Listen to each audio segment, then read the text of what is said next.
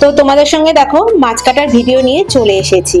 তো আজকে কি কি মাছ নিয়ে এসেছি সেটা তোমাদের সঙ্গে অবশ্যই শেয়ার করব। আজকে নিয়ে আসিনি, মাছটা নিয়ে এসেছিলাম কালকে, ফ্রিজেই ছিল কিছুক্ষণ আগে, অনেকক্ষণ আগেই বের করে রেখে দিয়েছি। তো সে সবজি বাজার করতে গিয়ে এঁচড় নিয়ে এসেছিলাম।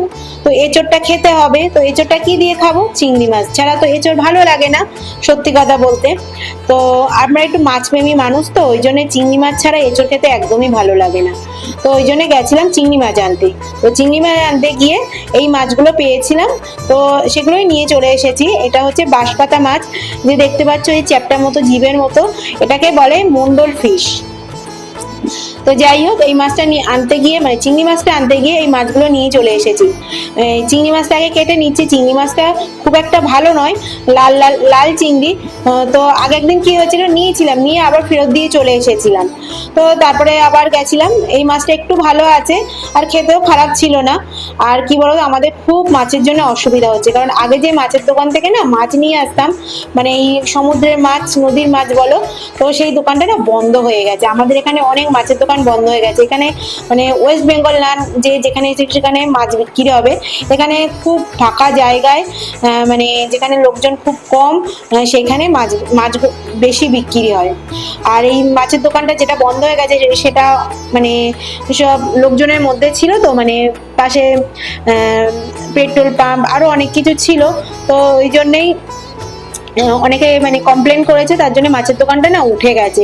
মাছের দোকানটা অনেক দিন হয়েছে উঠে গেছে, এখনো তারা কোনো খবরই পায়নি তো মাছের দোকান আবার হয়েছে কিনা।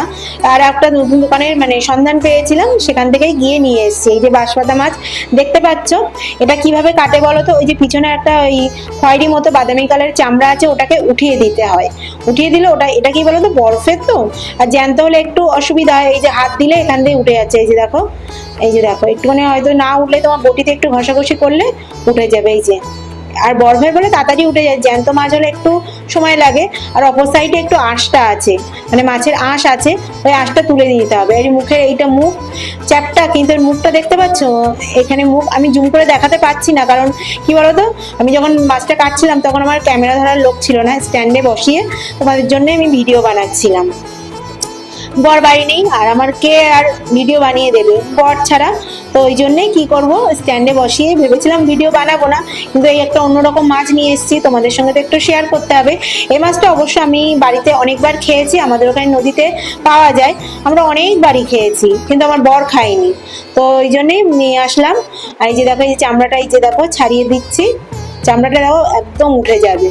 অনেকে ছাড়াই কিনা জানি না, আমরা ছাড়াই। আর এই যে অপর সাইডে আঁশটা আছে, আঁশটা তুলে দিচ্ছি, দিয়ে আর এই মুখটা কেটে, এই যে দেখো মুখটা কেটে নিচ্ছি, নিয়ে তারপরে পিস পিস করে কেটে নেবো। আর এইখানটায় পেটের ময়লা থাকে, এই যে দেখো এখানে বের করে দিলাম, দিয়ে এবার পিস করে কেটে নেবো। এবার তুমি যে পিস করতে পারো, আমি 3 পিস করে করেছি, 2 পিস করলেও হয়, কিন্তু একটু ছোট ছোট করলে না একটু ভাজতে সুবিধা হয়। আর এই যে দেখো আইলা মাছ দুটো নিয়ে এসেছিলাম। আইলা মাছ এখানে 300 টাকা কিলো, মানে 290 টাকা করে। আর এই মন্ডল ফিশ মানে বাঁশপাতা মাছটা না আইলা মাছের থেকে দাম কম, ওই জন্য এই বাঁশপাতা মাছ বলি বা মন্ডল ফিশ বলি, এটা বেশি করেই নিয়ে এসেছিলাম। তো চলো, আর যা মাছ আছে কেটে নিই। তোমাদের কেমন লাগলো ভিডিওটা আমাকে অবশ্যই জানিও।